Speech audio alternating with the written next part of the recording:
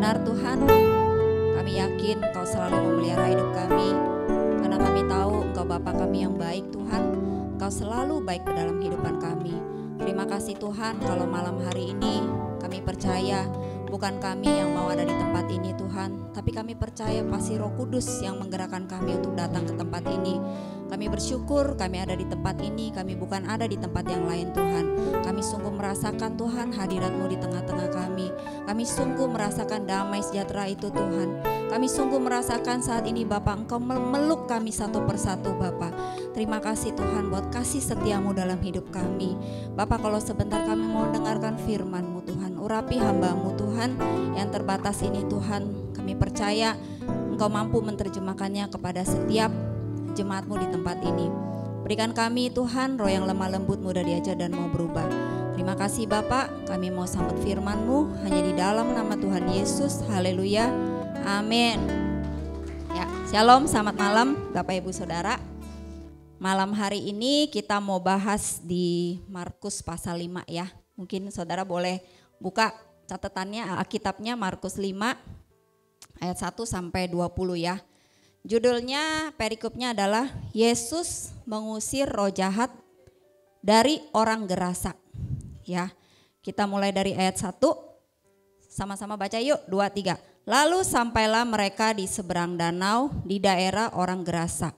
Baru saja Yesus turun dari perahu, datanglah seorang yang kerasukan roh jahat dari perkuburan menemui dia. Oke, stop dulu di situ. Di sini kita lihat ada seseorang yang kerasukan roh jahat itu yang dari perkuburan menemui Tuhan Yesus. Ya, roh jahat itu saudara tahu ya apa ya? Roh jahat itu adalah sebuah kekuatan roh, sebuah kuasa yang dari roh jahat pastinya ya, yang dapat menguasai atau merasuk seseorang atau mempengaruhi seseorang sehingga orang itu bisa melakukan dosa, keterikatan ataupun sakit penyakit. Ya, jadi di dalam Alkitab pun banyak mencatat ada banyak roh jahat yang menunggangi setiap sakit penyakit, ya, setiap kelemahan tubuh, atau ada juga kita baca di dalam Alkitab roh yang menyebabkan bisu, ya, roh yang menyebabkan ayan. Nah, ketika rohnya itu diusir, orang itu sembuh seketika. Demikian juga dengan orang yang kerasukan ini ya. Nah, lalu kita mau lihat kondisi orang yang dirasuk roh jahat itu seperti apa. Kita lihat di ayat 3, 2-3. Orang itu diam di sana dan tidak ada seorang pun lagi yang sanggup mengikatnya sekalipun dengan rantai.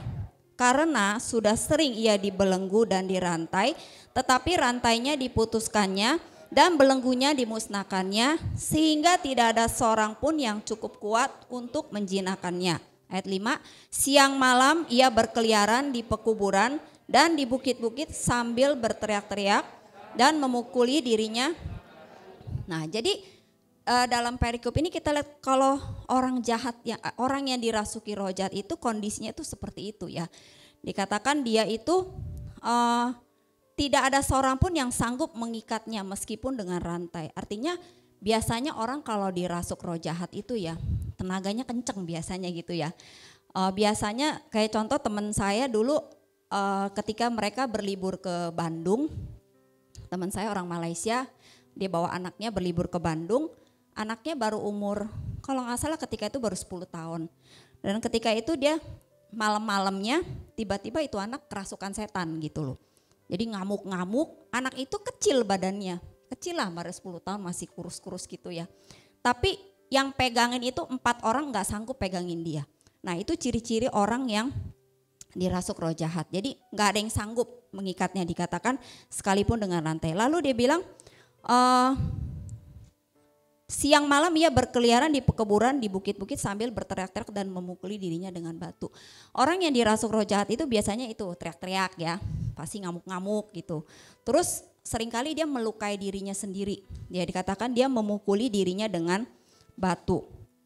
Nah, jadi tapi ada juga ya, saya dapetin ya, orang-orang Kristen nih, kalau misalnya dia lagi ngamuk, kalau dia lagi hatinya lagi kesel, Dia bisa loh banting-banting dirinya, terus dia bisa jambak-jambakin rambutnya, terus bahkan dia jedutin kepalanya ke tembok. Itu ada orang seperti itu gitu loh.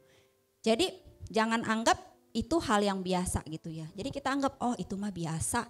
Kalau lagi ngambek begitu dia jedot-jedotin kepala ke tembok. Bahkan dia mungkin ada yang dikatakan di sini kan dia bilang dia itu pakai batu memukuli dirinya sendiri ya. Ada orang yang kalau lagi marah ya, ibu-ibu nih biasanya nih, kita gebukin diri kita sendiri. Kita marah gitu loh. Kita dengan menggebuk diri kita sendiri. Nah itu sebenarnya tanpa kita sadari roh jahat itu udah masuk di dalam diri kita. Ya, jadi kita menjadi orang yang manipulatif, ya kita menjadi orang yang suka ngancem orang. Ya lu kalau nggak mau sama gue bunuh diri nih, nah gitu cara kerjanya begitu nih. Lu kalau cinta gue ditolak, ya udah gue tabrakin diri nih. Nah seperti itu contoh-contohnya orang yang dirasuk dengan roh jahat. Dia suka memanipulasi orang, ya suka ngambek gitu ya. Emosinya itu bukan marah seperti biasa, tapi marahnya itu nggak wajar gitu loh ya. Kalau kita marah kan ya yang wajar-wajar ya biasa gitu. Tapi ini suka banting-banting gitu, suka lempar-lempar. Nah itu sebenarnya udah nggak wajar ya. Nah lalu kita lihat di ayat 9 kita baca sama-sama. Saudara yang baca ya, 2, 3.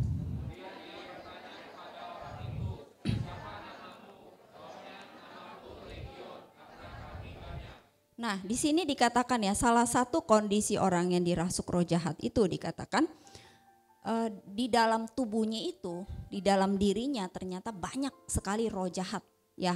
Legion itu jumlahnya berapa saudara tahu nggak?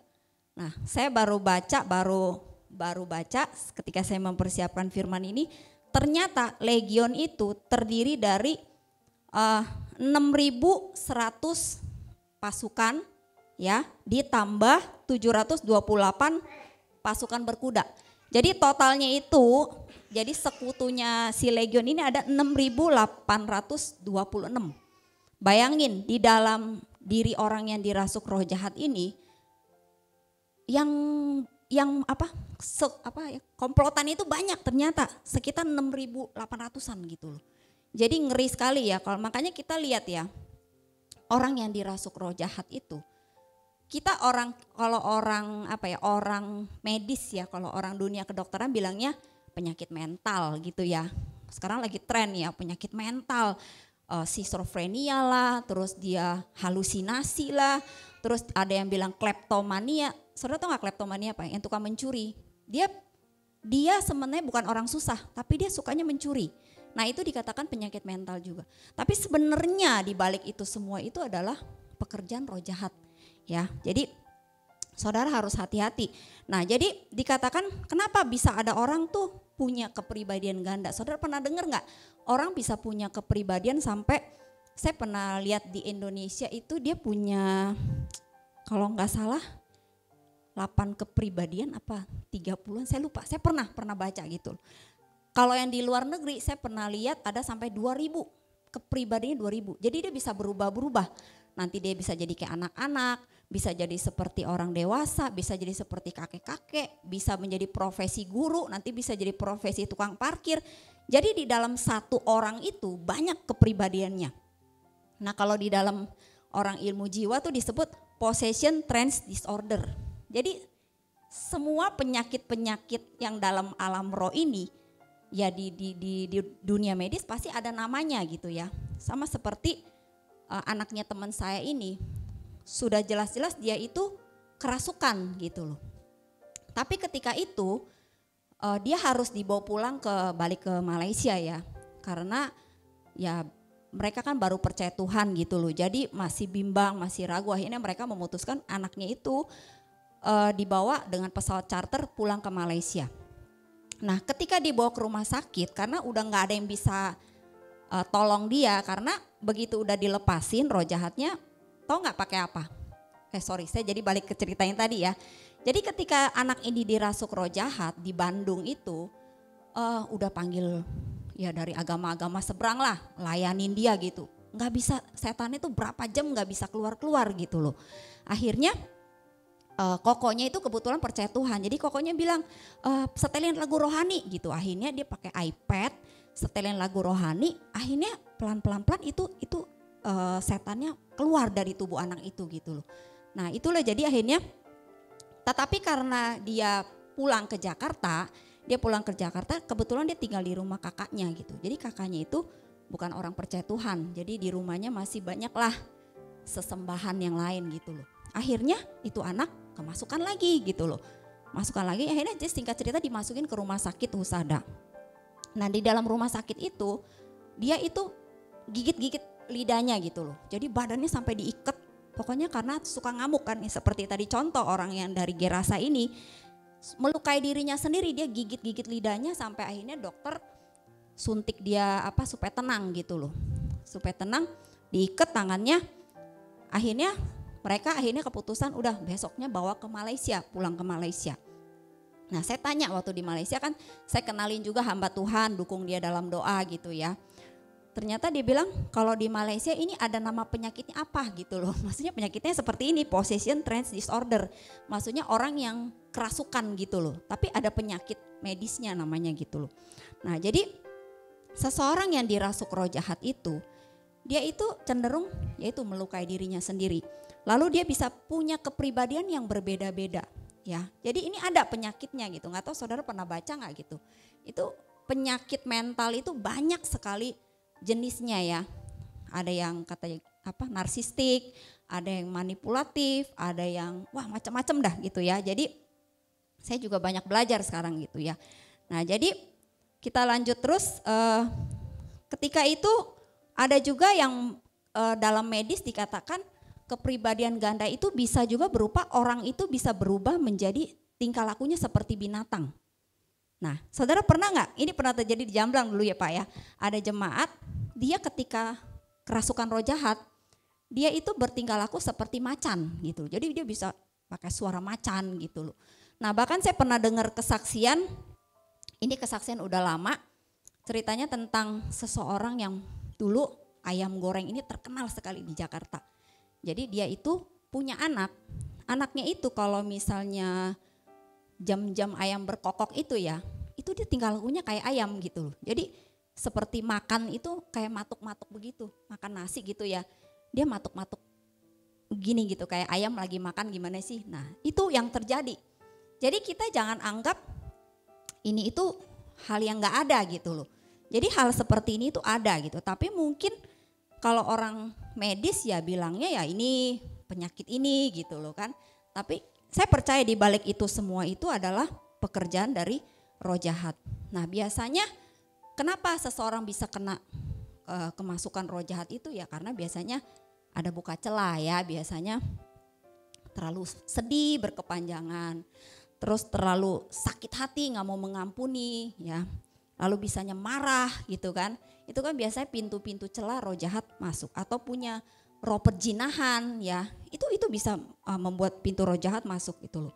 Nah makanya kita akan ada hal-hal yang kita lihat itu sebenarnya nggak wajar gitu di dalam kehidupan, bahkan dalam kehidupan orang Kristen ya. Ini saya bicara bukan orang Kristen yang tidak sungguh-sungguh. Kalau yang sungguh-sungguh pasti tidak akan mengalami hal itu ya. Nah bahkan dulu saya juga pernah dengar cerita Pak Adrian gimana pernah melayani seseorang yang roh jahatnya itu sampai 500. Jadi ketika diusir itu katanya sampai 500, sampai berjam-jam, sampai orang itunya sendiri itu capek gitu, nggak kuat gitu. Akhirnya lanjut lagi kalau nggak salah ya Pak ya, lanjut hari berikutnya. Nah ini yang pernah juga terjadi, saya kalau nggak salah pernah sharing juga di Jerman ya. Waktu itu ada cerita anak umur 16 tahun, dia itu tiba-tiba di sekolah pingsan. Ketika dia pingsan, tahu-tahu dia kayak orang linglung gitu. Dia ngigo-ngigo, terus dia tuh singkat cerita setahun kemudian dia ngalamin lagi hal seperti itu. Jadi dia dibawa ke dokter, dokternya bilang oh ini sakit epilepsi. Epilepsi itu kan kayak sakit ayan ya. Ya kan? Padahal kalau kita lihat ayan itu begitu dalam Alkitab diusir kan anak itu menjadi sembuh kan. Nah berarti ada roh yang menunggangi sehingga orang itu menjadi penyakit epilepsi. Nah jadi singkat cerita anak ini dirasuk oleh 6 roh jahat gitu loh.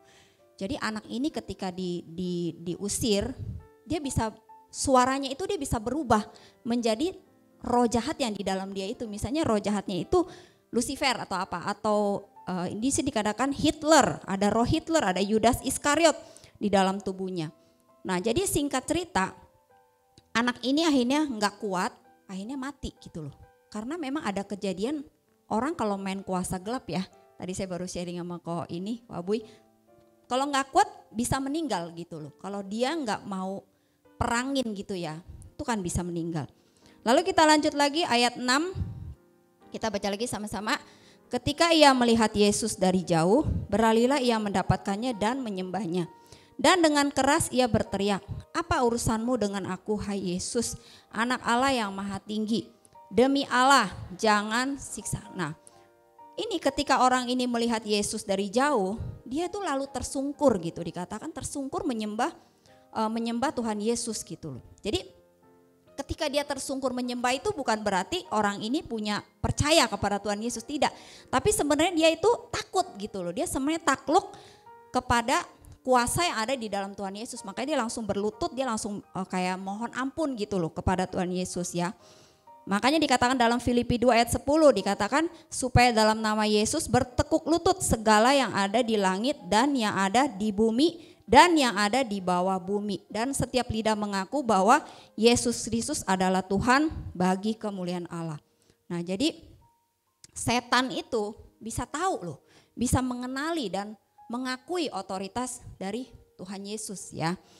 Jadi saya juga pernah waktu itu di gereja pernah ada yang kayak gitu kerasukan juga gitu loh. Tapi ketika itu saya cuman berbahasa roh dalam hati sebenarnya, waktu itu lagi kondisinya lagi gimana, saya cuman berbahasa roh tapi saya dalam hati gitu. Tapi orang itu bisa pelototin saya loh, dia bilang suruh dia diem, dia bilang sama temennya suruh saya diem katanya gitu. Nah itulah membuktikan bahwa dia itu sebenarnya takut gitu loh sama kuasa Yesus yang ada di dalam kita ya. Makanya kita harus jangan ragu gitu loh mempergunakan kuasa dan otoritas yang Tuhan kasih dalam hidup kita sebagai kita orang percaya. Ayat 8 dikatakan, karena sebelumnya Yesus mengatakan kepadanya, hai engkau roh jahat, keluar dari orang ini. Kemudian ia bertanya kepada orang itu, siapa namamu? Jawabnya, namaku Legion karena kami banyak. Nah di sini dikatakan Yesus tuh bertanya. Jadi Yesus tuh tanya, kamu siapa gitu? Siapa namamu? Nah jadi sebenarnya ini sebuah perintah ya. Yesus tuh memerintahkan supaya roh jahat ini tuh kasih tahu gitu, buka kartunya, buka gitu loh bahwa bahwa dia itu siapa gitu loh. Dan juga supaya menunjukkan kepada orang yang dirasuk ini apa roh yang di dalam diri dia, dan juga nunjukin kepada orang-orang sekitarnya gitu bahwa ini nih roh legion ini yang ada di dalam tubuh orang ini. Nah, ada beberapa hamba Tuhannya atau mungkin beberapa dari kita juga suka nanya-nanya dalam hati. Ngapain sih kita nanya-nanya? Ngapain kita nanya sama si roh jahat itu lu siapa? Ya, kadang kita kan juga ini ngapain ya, udah usir mah usir aja gitu kan. Tapi firman ini jelas berkata gitu loh. Ya kalau ikut caranya Tuhan Yesus memang seperti itu gitu loh. Sebenarnya Tuhan itu pengen ngajarin kita. Nih, ini nih, rohnya ini nih.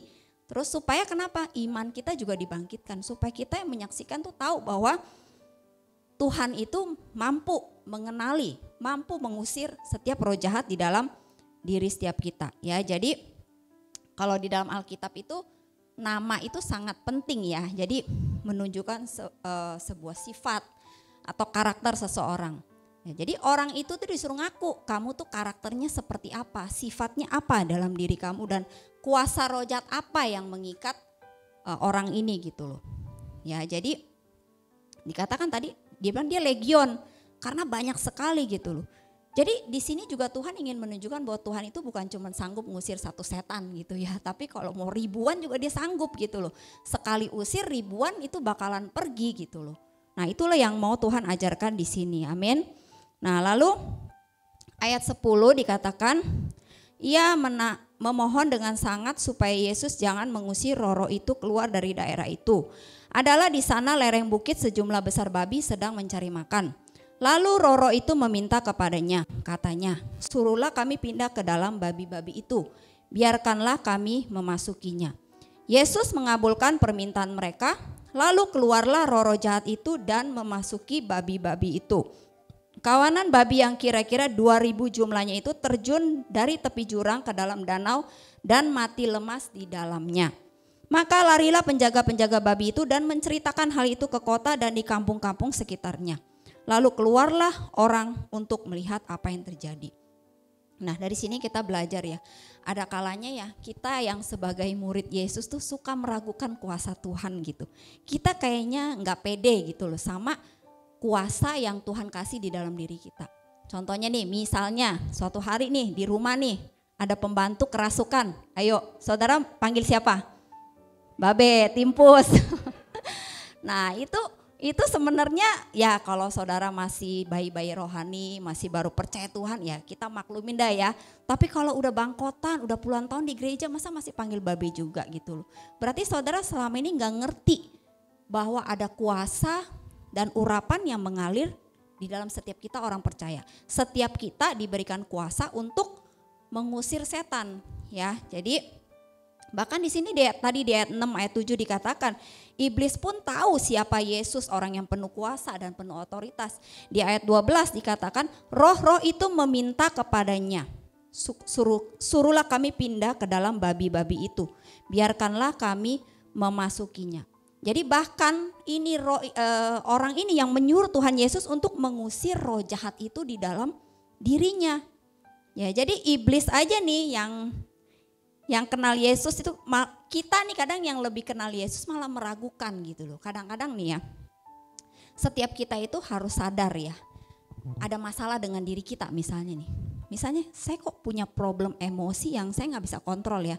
Saya kalau emosi saya maunya pukul-pukul gitu loh, atau pukul tembok, atau misalnya saya jedot-jedotin kepala, atau saya kepengen melukai diri sendiri.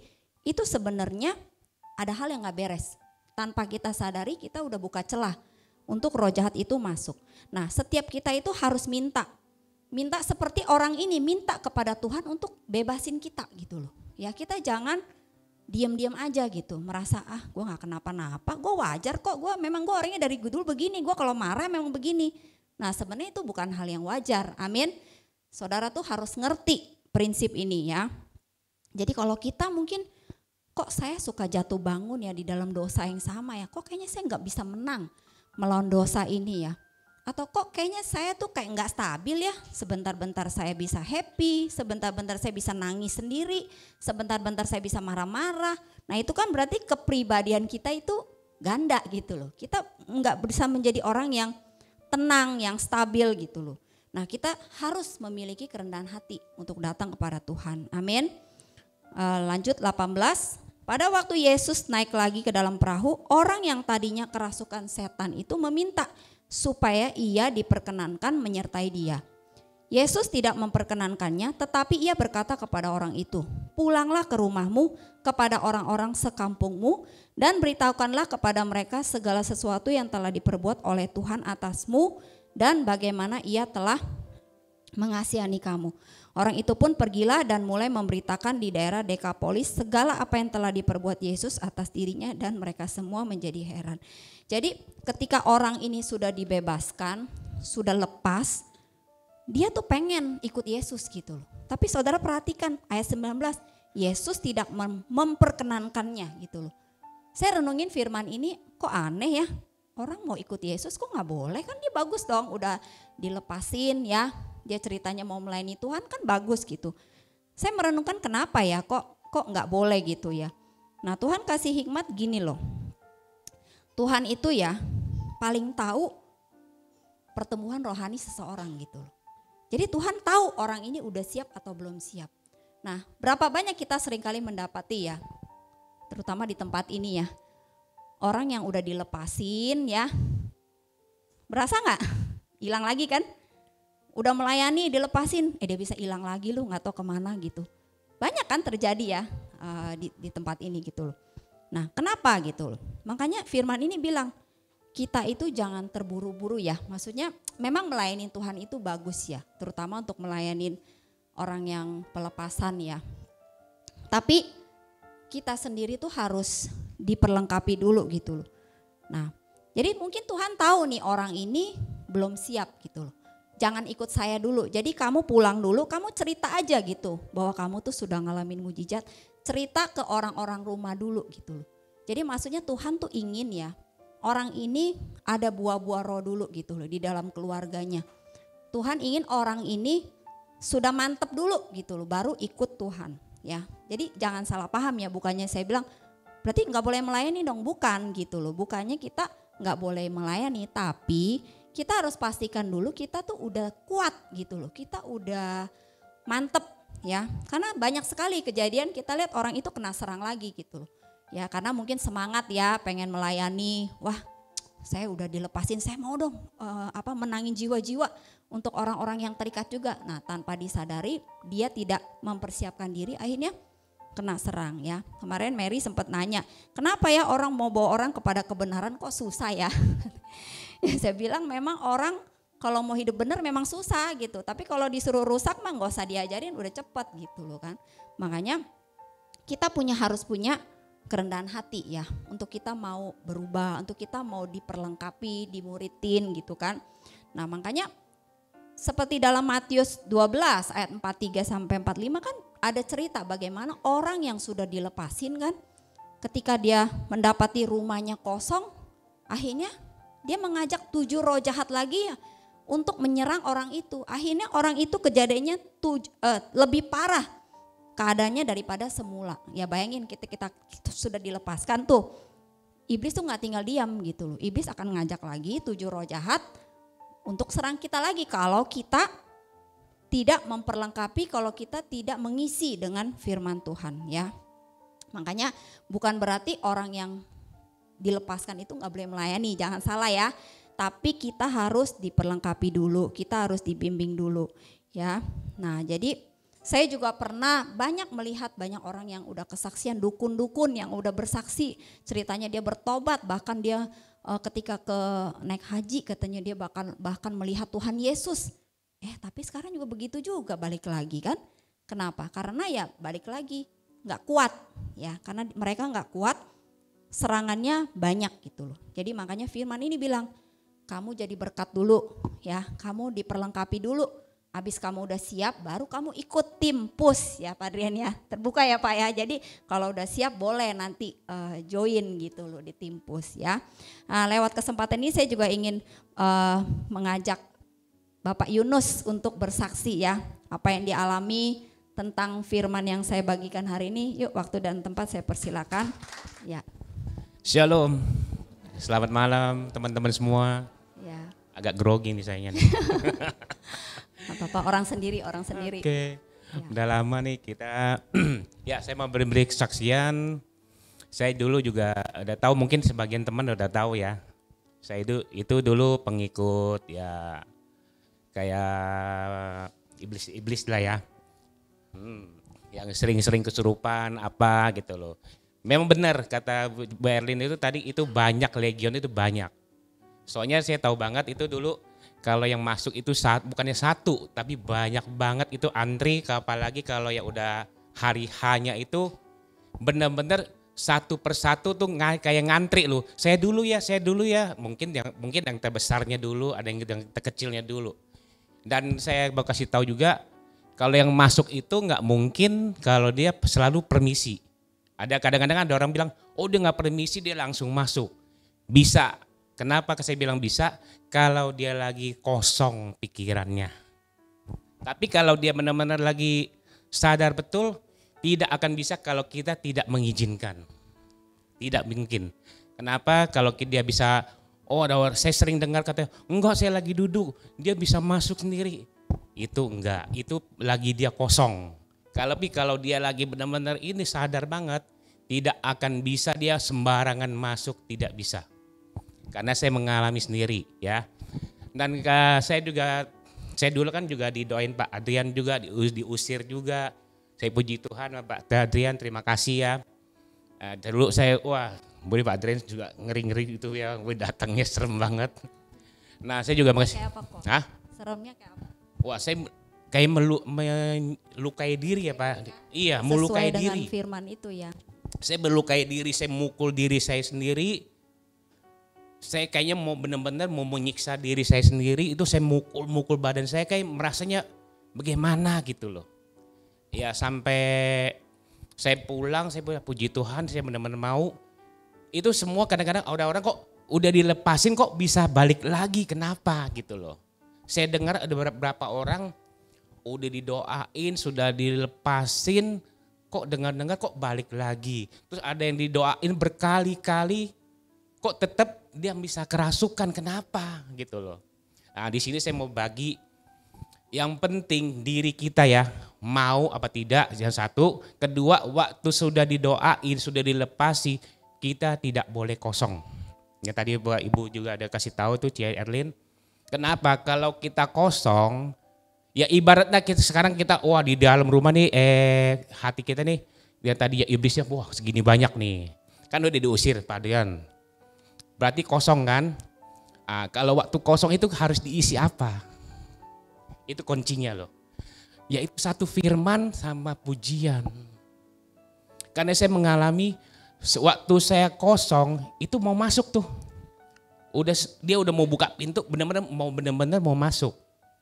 Nah, jadi ada aba-abanya dulu ya. Jadi ada, maksudnya dikasih lihat dulu kalau nggak saya siapa aja yang mau masuk gitu ya. Apalagi kan kadang-kadang namanya manusia, kadang-kadang kita bisa apa tuh namanya ada kelemahan, ada kesel atau sedih atau bagaimana. Waduh, kerjaan salah satu misalnya kerjaan lagi sepi, kita lagi mikirin nih bagaimana. Nah, itu kesempatan tuh. Dia mau masuk gitu loh. Mungkin dia mau nawarin apa, udah lu ikut gua lagi. Kalau lu ikut gua lagi udah boleh tenang deh gitu ya. Nah betul.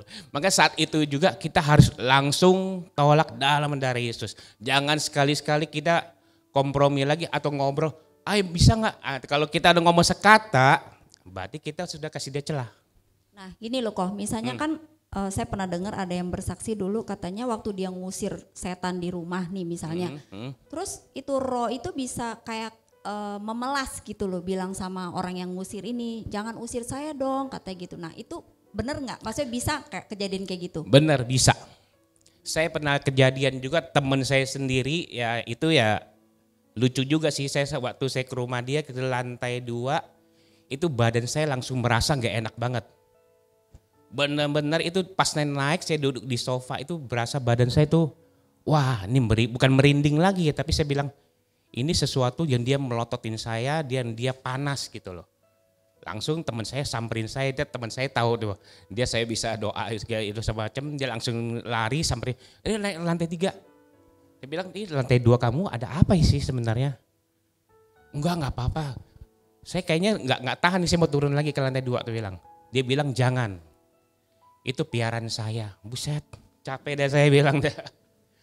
Katanya kasihan dianya. Saya bilang gitu-gituan udah nggak boleh pakai cerita kasihan, nggak ada. Jadi ternyata itu benar-benar piaraan dia gitu. Ya itu bisa masang muka melas bisa. Semuanya dia bisa, berbagai macam muka lah dia bisa.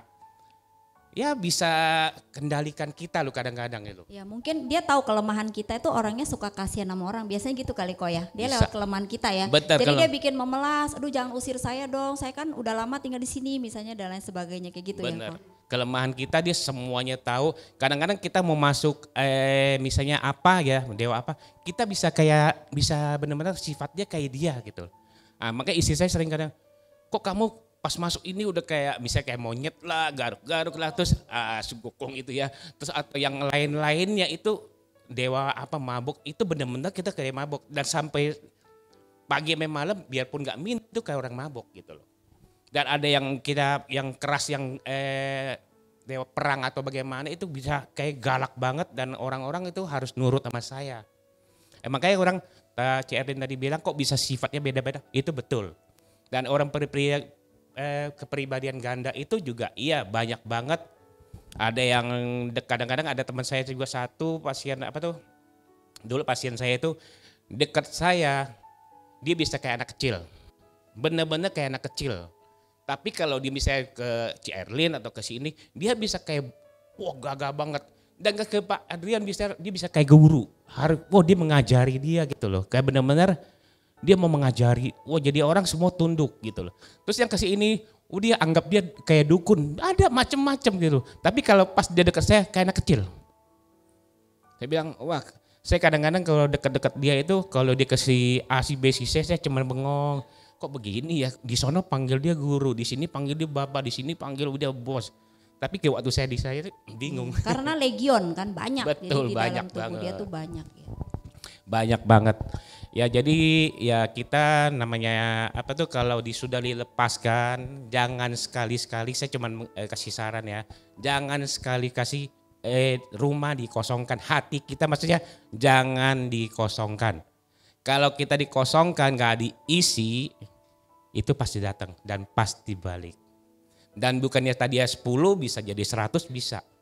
Dan kamu mau keluarin lagi tuh babi bisa udah nggak pakai doa lagi sambil pakai injekan kali ya Be, lebih kenceng gebukin.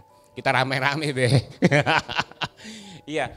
Soalnya bener-bener itu kalau itu nggak boleh kosong. Kita bener-bener nggak boleh kosong. Puji-pujian harus selalu ke doa kita harus kuat gitu loh. Saya mau tanya nih Ko, waktu Koko kan baru dilepasin nih ya, baru dilepasin itu apakah langsung lancar, apakah biasanya diuji lagi, maksudnya digodain lagi nggak sama roh jahat itu? Oh itu Coba cerita, ya. bukan digodain lagi ya, waktu diusir itu malam, pagi, siang, sore, wah itu nonstop, datang terus menerus. Dengan bikin kita bagaimana sakit lah, pusing lah, pokoknya bikin gak ada kerjaan lah, pokoknya udah lu balik saya itu, aduh yang kamu tadi doain itu setan katanya. Bener asli, dibalikin. Tapi asli waktu saya pertama kali datang ke gereja lihat Pak Adian itu setan. Bener, karena mungkin berlawanan ya. Saya pas masuk ke gereja, saya nggak ngelihat siapa-siapa loh. Saya cuma melihat Pak Adian, wah ini setannya satu nih. Iya. Asli Beh, waktu saya udah panas tuh Beh. Waktu pertama saya lihat Babe itu, wah saya waktu apalagi pas kebetulan Babe lagi khotbah. Wah ini setannya nih, saya mau saya apain ini ya gitu lah. Ternyata saya malah ditangkap sama Babe. Aduh, ya itulah makanya kalau habis didoain bukannya kita berasa udah lepas nih selesai. Enggak, bukan. Kita malah lebih harus kuat. Berarti tadi bisa juga lewat sakit penyakit ya, karena saya juga dengar ada yang tiba-tiba pundaknya berat, ada yang tiba-tiba kepalanya pusing, itu benar ya Ko ya? Bener banget, bukan hanya pusing dan badan yang berat, bukan. Ada yang dibikin bener-bener kayak sakit malah, sakit kepala, ada yang kayak bikin sakit jantung lah, sakit pinggang, itu bener-bener ada. Karena pasien saya banyak yang begitu. Ya, karena ada yang sakit pinggang, ada yang kemarin, ada yang benar-benar dari ibu-ibu dari selatan itu datang bergerak nangis, tanya istri saya itu teriak. Tapi puji Tuhan, mungkin Tuhan sudah selesai hikmat ini, dia ada kena serangan-serangan, cuman saya nggak mau kasih dia tahu juga, kadang-kadang saya juga nggak kasih istri saya tahu ini kena penyakit asli apa serangan. Yang penting saya doa. Kadang-kadang pasien saya ada yang baru masuk itu ada yang bau sekali, bau amis, kadang-kadang bau bunga. Bau, saya lupa kenalin kok Kabu ini dia tukang ini apa? Terapis enggak, bahasa enaknya apa sih Ko? Nggak tahu, saya bingung. Ya pokoknya sinse.